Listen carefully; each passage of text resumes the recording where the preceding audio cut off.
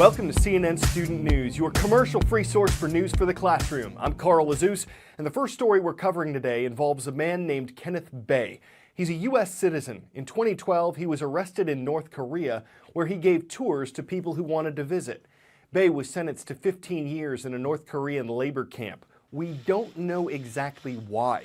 North Korea says he was trying to take down the country's government.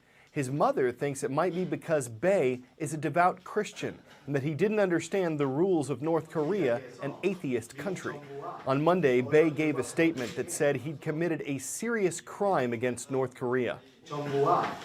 I would like to plead with the U.S. government, press, and my family to stop worsening my situation by making vile rumors against North Korea and releasing materials related to me, which are not based on the facts. We don't know if Bae was speaking sincerely, though. North Korea has forced prisoners to make statements like that in the past. See if you can ID me. I'm a U.S. government agency that was established in 1952. My director is always a high-ranking military officer. I'm America's most secret intelligence agency. I'm the National Security Agency, responsible for collecting foreign information and keeping U.S. information secure. We've talked about Edward Snowden. He's a former NSA worker who revealed secret information about the agency, that it collects Americans' phone records and email info, among other data. Some believe this helps keep the country safer and monitor potential terrorist activity. Others see it as a significant invasion of Americans' privacy. Well, President Obama recently announced that he'd make major changes in the way the NSA gathers information, but he's not stopping the agency from gathering it. After months of spirited debate sparked by the explosive revelations of Edward Snowden, the president told Americans he'll rein in NSA surveillance, but only to a point. The power of new technologies means that there are fewer and fewer technical constraints on what we can do. That places a special obligation on us to ask tough questions about what we should do. The most significant changes affect the most controversial surveillance program, the bulk collection of Americans' phone records. Effective immediately, the NSA will need judicial approval before searching the data. The president asked Congress to create a panel of public advocates to counter government search requests. And he asked the Attorney General and intelligence community to explore moving the data out of NSA control. But the bottom line, the program won't necessarily end. They say Wiretap! We say fight back! For the NSA's most ardent critics, that would be a glaring omission. I didn't hear any lessening of the spying on Americans or collecting records of Americans. I heard that, trust me, I'm going to put some more safeguards in place, but I'm going to keep right on collecting every American's records. The president argues that much of the surveillance is just too important to scrap altogether. Not only because I felt that they made us more secure, but also because nothing in that initial review and nothing that I've learned since indicated that our intelligence community has sought to violate the law. So do any of the changes make us less safe? If these programs were stopping huge terrorist attacks, maybe should be more concern. But the fact is that these programs are not. Yesterday honored American civil rights leader Dr. Martin Luther King Jr. It became a federal holiday in 1983, and 11 years later, it became a National Day of Service, a one-of-a-kind event. Dr. King once said, "Everybody can be great because everybody can serve."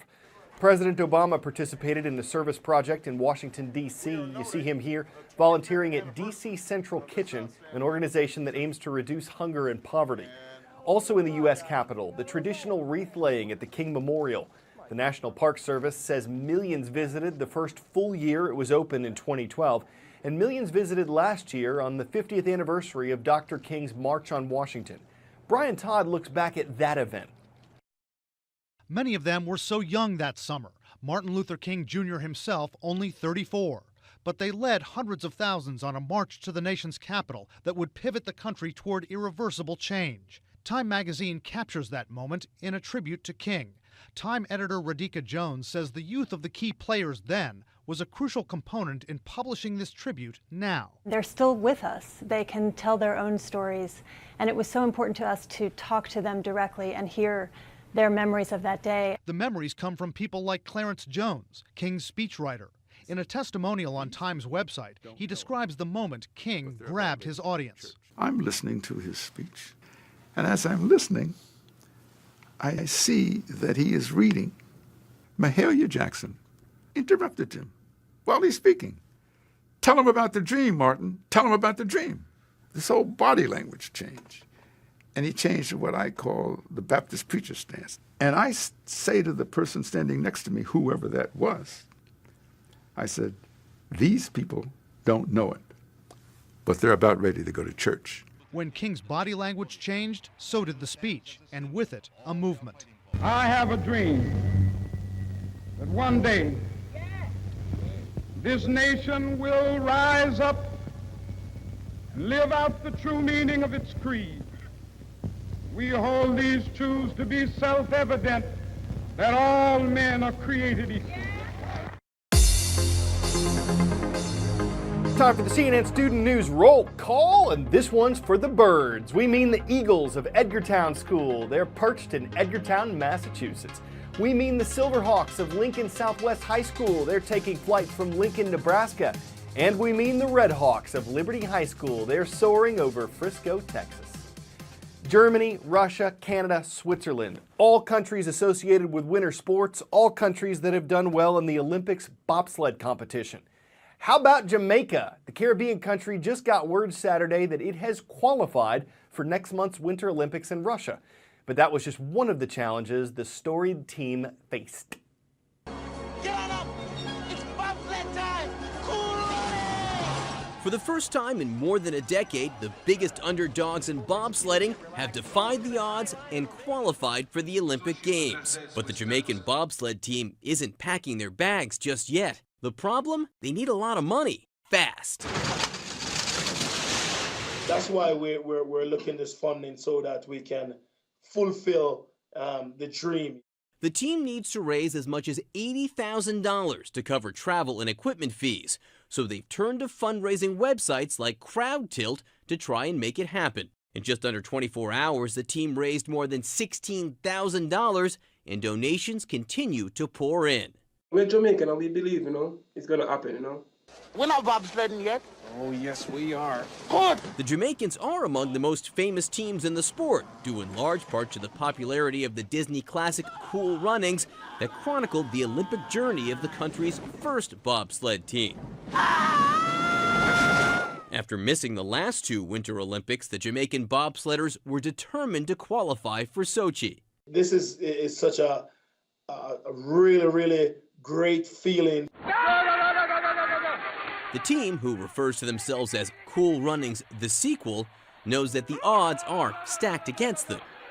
A lot of people ask us if we're really crazy. But they're hoping that with some help, they'll have another shot at Olympic glory. It's not many people can say they're from a tropical country, been out there and do a sport which is winter sports, and we're so good at it.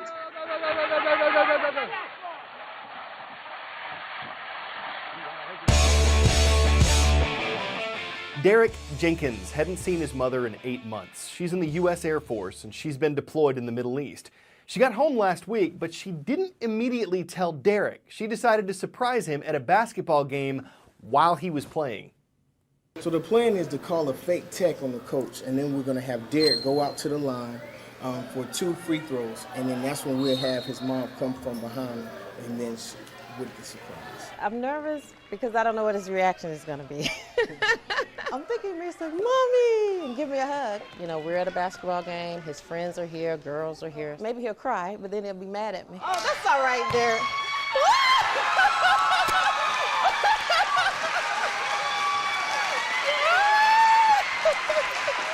He cried a little bit, but that's okay. That was his natural reaction. That was Derek.